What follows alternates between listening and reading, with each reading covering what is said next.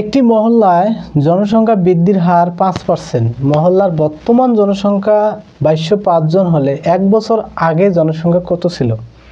তাহলে এই ধরনের সমস্যা সমাধানের ক্ষেত্রে আমরা সাধারণতভাবে আমরা যখন বিস্তারিত করি তখন দেখি এখানে 5%, কথাটার অর্থ হলো 5% বৃদ্ধি।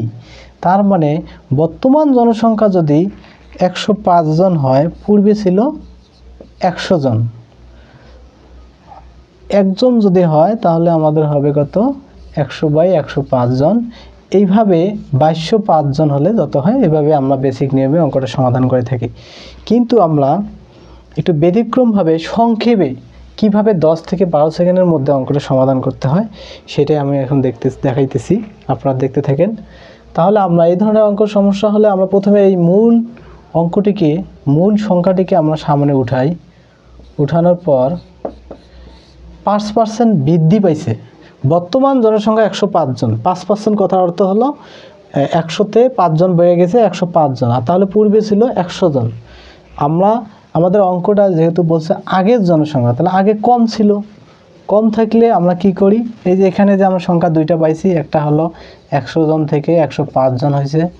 এই দুইটা সংখ্যাকে আমাদের তুলনা করি, এখানে 100 আর 105। এখানে এটা ছোট, এটা বড়। তাহলে আমরা এই ধরনের সমস্যায় যখন আমাদের আগের জনসংখ্যা বলছে, আগে আমাদের জনসংখ্যা কম ছিল, আর আমরা এখান থেকে যদি আমরা কমটা উপরে দেই আর এই বড়টা যদি নিচে দেই, এর মাধ্যমে যে ক্যালকুলেশনটা পাবো সেটা অবশ্যই এই 2205 সংখ্যা থেকে কম হবে। কিন্তু এই অঙ্কটা যদি আমাদের বলতো যে এক বছর পর জনসংখ্যা কত হবে, তখন আমাদের এই 5% বর্ধিত জনসংখ্যাটা বাইর করা লাগতো। তখন আমরা কি করতাম? এই মানটা তখন আমরা উল্টে বিপরীত প্রক্রিয়া করতাম। এই বড় মানটাকে উপরে দিতাম আর এই ছোট মানটাকে নিচে দিতাম। এর ফলে ক্যালকুলেশনের মধ্যে আমাদের যে অ্যান্সারটা আসতো সেটা 2205 থেকে বড় হইতো, বর্ধিত হতো। তার কারণ কেন হলো এরকম হলো কেন? এরকম হওয়াটার কারণ হলো এই যে আমরা যে দুইটা সংখ্যা, এই দুইটা সংখ্যার উপরে সব কিছু নির্ভর করে।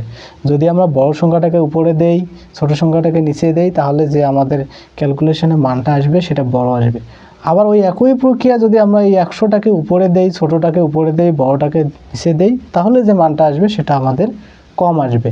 এভাবে আমার সমস্ত অঙ্কগুলো এই একটা মেথডেই ক্যালকুলেশন করেই অ্যান্সার বার হয়। তাহলে এখানে যেহেতু আমাদের আগের জনসংখ্যা বলছে, তাহলে আমাদের মানটাকে ছোট করতে হবে। যেহেতু আগের জনসংখ্যা আগে কম ছিল, তাহলে উপরে হবে 100 আর নিচে হবে 105। এখন ক্যালকুলেশন করে যা পাবো সেটা আমাদের অপশনের সাথে দেখব মিলছে কিনা। তাহলে আমাদের কাটাকাটি করি। 5-20 100, 5-2 10, 5-1 5। 21 দিয়ে যদি এটাকে আমরা কাটি, 21 দিয়ে 22কে কাটলে 21কে 21, এখানে থেকে 1, এখানে থেকে 105, অর্থাৎ এখানে 1, এখানে 0, এখানে 5, 105। 5-21 105। কিন্তু এখানে আমাদের যেহেতু 2205 আছে, সেহেতু দেখা যায় যে এই 15-21 গুণ করে 2205 হবে না। তার মানে আমাদের এখানে একটা 0 রয়ে যায়।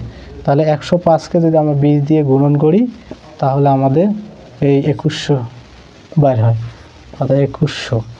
তার মানে আমাদের অপশন খর মধ্যেই রাইট অ্যান্সারটা দেওয়া আছে। এভাবে আমরা আমাদের সমস্ত অঙ্কগুলো সমাধান করব।